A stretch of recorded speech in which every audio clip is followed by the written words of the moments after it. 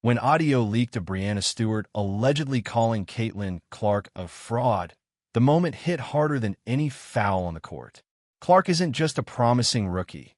She's a symbol of the WNBA's explosive cultural pivot. With Angel Reese and Cameron Brink alongside her, Clark is generating viewership, ticket sales, and merchandising numbers the league has never seen. Stewart's comment didn't just insult a player. If you're here for the real story and not the filtered version, subscribe. And if you're sticking around for the next meltdown, you better definitely subscribe. It punctured the fragile unity of a league caught between past and present. What might have once been dismissed as locker room heat now stands as a signpost of deeper tensions, generational rivalry, lost influence, and union structure struggling to keep pace. What emerged wasn't a spat. It was a reckoning. The leaked remark exposed how quickly moral authority can unravel when it clashes with rising momentum. Clark's popularity isn't just public relations, it's power. And when power shifts without permission, the backlash can get loud. But what remains is clear. Leadership must evolve with the moment, or risk being left behind by it. This is not just a leaked audio scandal. It's a leadership crisis wrapped in a cultural power shift, detonating right in the middle of what should have been the WNBA's breakout year. A $1.2 million minimum salary offer was supposed to be a victory, a game-changer, an overdue reward for athletes who've spent years grinding for pennies compared to their male counterparts. But instead, it's exposed something no one wanted to talk about: the growing divide inside the players' union itself. At the center of the controversy is Breanna Stewart, one of the league's most decorated stars and a vocal leader within the WNBPA.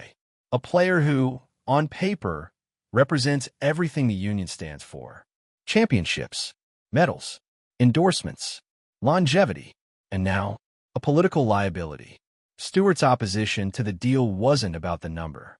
It was about the structure, revenue sharing, more governance power for players, commitments to social justice causes, and systemic reform. Those were her terms. She didn't want a one-time win. She wanted a permanent shift. But the problem is, most players don't have the luxury of waiting around for the next perfect offer. They need relief now. Not a theory, not an ideal, not a long-term vision with no deadlines. What Stewart's advocating for might be principled, but it's not practical for the majority of her peers. And that's where things started to unravel. Because when your financial security is built on international contracts, personal investments, and sponsorship deals, it's easy to argue for the long game. But if you're one of the many players still paying off loans, flying commercial, or risking injury overseas just to make rent, the offer on the table isn't a bargaining chip. It's survival. That's the disconnect. That's the rupture. And then came the audio. Stewart allegedly called Caitlin Clark a fraud, a word that instantly tore through the room like a live wire. What might have once passed as behind closed doors tension became a front-page spectacle. And that single comment, it didn't just make headlines. It confirmed what many were already whispering: that the union is fractured, that its leadership is out of touch, and that resentment is bubbling between the veterans and the rising stars who are now commanding all the attention. Because Clark isn't just a promising rookie. Alongside Angel Reese and Cameron Brink, she's redefining the league's image. She's not lobbying for relevance. She is relevance. Her jersey sales are breaking records. Her games are selling out. She's driving more coverage, engagement, and revenue than the league has seen in years. And that surge in popularity isn't coming from protests or union talking points. It's coming from pure, undeniable fan connection, performance, charisma, market power. The league knows it too. That's why they move quickly. No drawn-out negotiations. No dramatic standoffs. Just qualifying offers issued under the current CBA and players signing them quietly, one after another. That alone tells the story. The WNBA isn't waiting on union approval. It doesn't need to. The momentum is with the rookies, and the business model is shifting with them. This is the moment where it becomes clear the WNBPA's traditional leverage is slipping. Because when the league realizes that its future growth doesn't depend on veteran buy-in, but on the popularity of a new generation, the union loses its grip. You can't threaten collective action if the collective is fractured. You can't lead a movement when the membership has stopped listening, and the tactics haven't helped. Inflatable rats? Cryptic digital billboards? Confusing social media messaging? None of it resonated with fans. Symbolism doesn't pay the bills. The public understands a $1 million salary. They don't understand abstract concepts about governance and equity stakes when players are visibly struggling just to make ends meet. The optics backfired. The message got lost. And the union, once seen as the moral compass of the league, started looking more like a disconnected committee shouting into a void. So now, the divide is undeniable. On one side, you have the economically insulated leadership, players with long-term financial stability calling for slow-burn institutional change. On the other, the majority of athletes who can't afford to pass up life-changing income for ideas that sound good in theory, but come with no guarantees. It's not that players don't believe in the bigger picture. They do. Most support the push for revenue sharing and better representation. But that belief doesn't translate into willingness to gamble with their financial futures. And when a union frames anything less than full reform as betrayal, that's not inspiration. That's coercion. And Stewart, whether she realizes it or not, has become the symbol of that disconnect. Her resume might be unmatched. Her commitment to player rights might be sincere. But when her strategy alienates the very people she claims to represent, the foundation starts to crack. Especially when her frustration spills into a personal attack on the rookie carrying the league's cultural momentum on her back. Because let's be clear, Clark, Reese, and Brink aren't just rookies with buzz. They're the WNBA's new growth engine. Their popularity has created leverage that no union vote can duplicate. Fans are tuning in for them. Sponsors are cutting checks for them. The league is expanding because of them. And when a veteran leader calls one of them a fraud, that's not just petty, that's political suicide. And it didn't stop at perception. It's had real consequences. The league capitalized on the division. Players started signing. The union couldn't stop it. Public support? Gone quiet. Even sponsors are watching cautiously, waiting to see where the dust settles. And the deeper issue becomes clear. This isn't just a temporary feud. It's a long overdue reckoning about who gets to shape the future of the league. Because influence is no longer defined by years served or accolades won. It's measured in engagement, visibility, and impact. Legacy can open doors, but can't hold them open forever. And Stewart, despite all her accomplishments, is now facing the hard truth that leadership is not just about past sacrifice. It's about current relevance. It's about alignment. It's about knowing when to fight and when to evolve. What the WNBPA is facing now isn't just backlash. It's obsolescence creeping in through the cracks. If it can't pivot, if it can't meet players where they are instead of where it wants them to be, it's at risk of becoming a hollow institution. Still standing, but empty. Symbolic, but ineffective. This could have been a unifying moment. Instead, it's exposed everything the union didn't want to confront. The economic disparities within its own ranks, the fading authority of its legacy leaders, the failure to craft a vision that includes all players, not just the ones with financial safety nets. If the union wants to survive this, it needs to stop doubling down and start rebuilding. That means clear strategy, transparent messaging, and most importantly, humility. Listening, not assuming it knows what's best for players whose realities look nothing like those at the top. Because the league is moving forward, with or without it. Let us know what you think. Did Stewart's strategy cross a line? Was the $1.2 million deal too good to walk away from? And has the WNBPA lost its connection to the players it was built to protect? Like this video if you're keeping up with the fallout, drop your thoughts in the comments, and subscribe for more breakdowns as this drama continues to unfold. The game is changing, and this story is far from over. And the most damning part? It's not the leak. It's what the silence since the leak has confirmed. No public apology. No context. No rebuttal. No formal response from the WNBPA. Breanna Stewart hasn't even publicly acknowledged the audio, let alone clarified it. And that silence? That's what hits hardest. It tells players exactly how leadership sees them, expendable in service of a bigger narrative. And worse, it tells the fans that the union might be more concerned with preserving its authority than earning trust back. Because let's be honest, if the players who've spent years building this league aren't being heard within the union, what does that say about the institution itself? And this is where things get uncomfortably real. The WNBPA's power came from moral clarity, its ability to center equity, fairness, and collective dignity in every fight. But now, it's looking more like an organization trapped in its own echo chamber. The refusal to adapt to the league's changing dynamics has turned principle into rigidity. And that rigidity is starting to look like control. This isn't what solidarity is supposed to feel like. When rookies driving revenue and veterans scraping by on low salaries are all being asked to reject life-changing money for vague reforms with no roadmap. That's not organizing. That's asking them to sacrifice with no safety net. It's not bold, it's reckless. And make no mistake, the players feel it. Signing those qualifying offers quietly, no tweets, no Instagram posts, just names on paper. That was a message, a quiet rebellion, a vote of no confidence in leadership that no longer represents their day-to-day reality.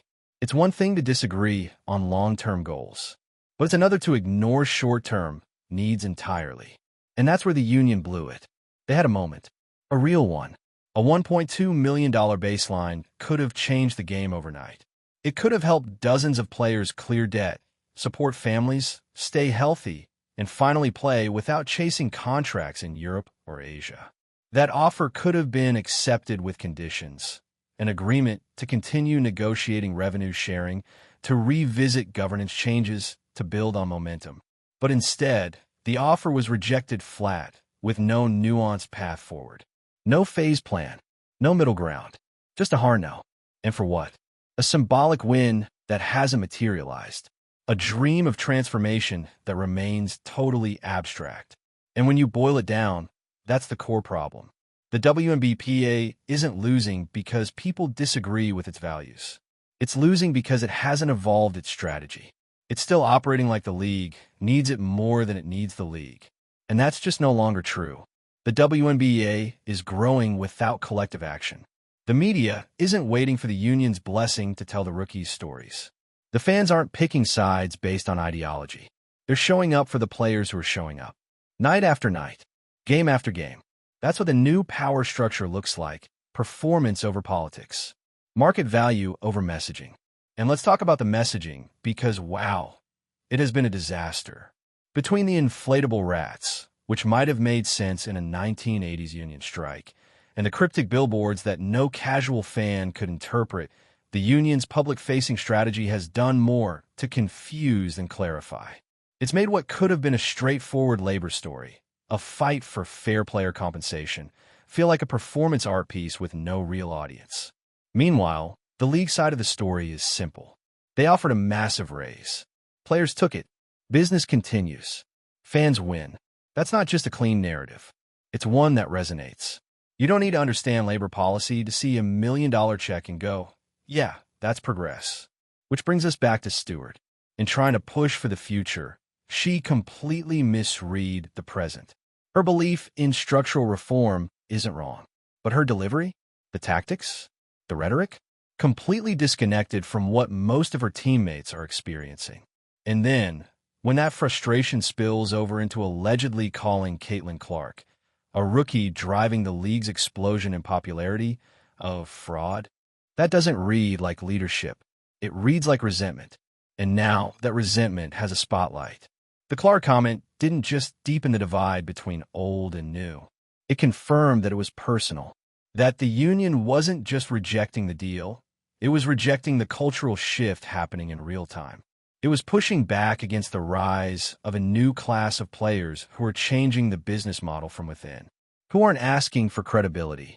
They're creating it through sheer impact. And fans? They're not confused. They've picked a side, not based on politics, but based on results.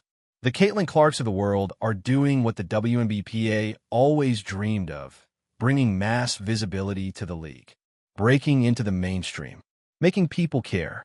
And the fact that this growth is happening outside of the union's control, that's the real threat. Because if players can succeed, profit, and thrive without organizing around the union, then what role does the union actually serve? That's the existential question hanging over all of this.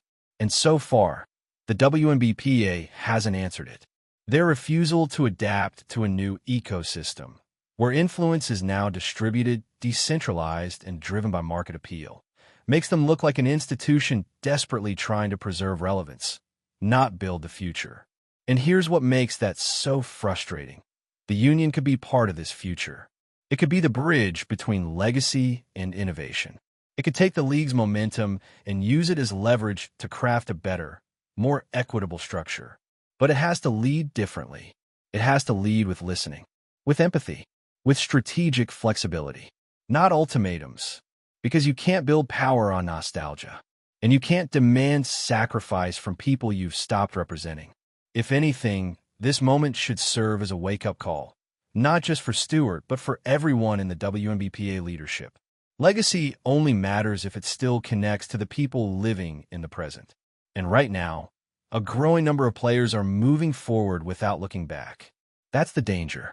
That's the cliff the union is walking toward, becoming a hollow institution that people nod at respectfully, but ultimately walk past to sign their deals and secure their futures. This should have been the WNBPA's finest hour. Instead, it's become a warning. So now the ball's in their court. Adapt or become irrelevant. Because the truth is, this isn't just one misstep. It's the culmination of years of growing disconnect between players who live paycheck to paycheck and leadership that doesn't have to. For a long time, that gap was tolerated. Quiet. The union was still seen as the only structure players could lean on. But now, players are watching their peers sign million-dollar deals without union intervention. They're seeing Clark, Reese, and Brink thrive because of the league, not in spite of it. And they're realizing maybe we don't need to hold the line for reforms that don't benefit us now, or maybe ever. Because what exactly are we waiting for? Stewart's calls for revenue sharing, player governance, and social justice investment all sound great. No one's arguing those things don't matter. But when those demands come instead of a guaranteed financial uplift, that's where it falls apart, especially when the people making the demands aren't living the consequences of delay. And that's not theoretical, it's financial. A 7-figure minimum salary offer changes everything. No more off-season hustle. No more risking injuries overseas. No more scrapping together part-time work in the months between seasons. It's the kind of offer that lets a player only be a player. That's not just about comfort. That's about safety, dignity, career longevity. Rejecting that offer in pursuit of abstract structural changes, without any phased rollout, protections, or fallback options, is a gamble most players can't afford. And a union expecting them to take that risk without question, that's where trust breaks down. Then you add in the leak, the alleged Stewart comment calling Clark a fraud, and suddenly, the ideological tension turns personal. It's not just a battle over contracts. It's a cultural clash. Who deserves the spotlight? Who's earned influence? And who gets to define what the league looks like going forward? Because let's be honest, Clark has already redefined it. Her presence isn't theoretical, it's statistical. She's not coasting on hype. She's moving numbers. Broadcast ratings, merchandise sales, social reach, sponsorship growth. And the fact that her rise is organic, driven by fan excitement, not union messaging, is exactly why it's unsettling the status quo. The rookies didn't come up through the old WNBA struggle. They arrived during a time of opportunity. And their impact is exposing a hard truth. The league's most effective drivers of growth might be the ones least aligned with traditional advocacy models. It's not a betrayal of the cause. It's an evolution of it. But instead of embracing that shift, the union seems to be resisting it, holding tighter to a model that no longer reflects how the league operates. And that resistance? It's costing them, because the WNBA is no longer depending on collective messaging to win hearts and wallets. It's riding the wave of individual star power, the kind that doesn't need permission. And when the most visible players in the league aren't the union's loudest voices, that weakens the collective. What's worse is that the league knows it. That's why qualifying offers went out fast, before the union could mobilize, before things could get locked down. The league moved strategically, betting that most players would sign quietly, gratefully. And they were right. Players didn't even flinch. They saw a future where they could secure themselves now. And they took it. No protests, no statements, just pen to paper. And honestly, that's the loudest message of all. It's not that players don't believe in union values. It's that they don't trust current leadership to fight for them in a way that reflects reality. And that's the crisis the WNBPA refuses to face. Because leadership isn't just about pushing ideals. It's about adjusting to what people need right now. It's about recognizing the diversity of experience within your own ranks. Not everyone has overseas income. Not everyone has brand deals. And the failure to center the most financially vulnerable players in negotiations has created a union that no longer feels representative. It feels exclusive. What used to be collective strength now looks like institutional stubbornness. And for fans, it's increasingly clear who's in touch with the moment. Clark isn't talking politics. She's just playing and winning attention in the process. She doesn't need to call herself the face of the league. The cameras do that for her. Every stat she puts up, every ticket she sells, every clip that goes viral, that's influence. That's cultural capital. And Stewart allegedly calling that fraudulent? That says more about fear than fact. Because if leadership is confident, it embraces momentum. It adapts. It expands the tent. But when leadership starts gatekeeping visibility, drawing lines between real and fake legitimacy, it's no longer protecting players. It's protecting itself. And that's the most dangerous part. Because now we're watching a union that built itself on equity and inclusion slowly turn into an institution that's picking and choosing whose success is valid, whose story fits the narrative, whose growth is acceptable. That's not leadership. That's collapse in slow motion. If the WNBPA wants to survive this moment, and let's be clear, survival is on the line, it has to change. It has to stop operating like a gatekeeper and start functioning like a coalition.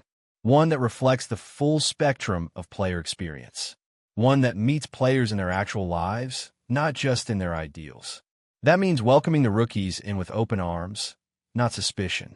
It means treating the $1.2 million offer not as a threat to the movement, but as a foundation for its next phase. And most importantly, it means acknowledging the union's own role in creating this divide and taking real steps to close it. Because what started as a labor standoff has become something bigger.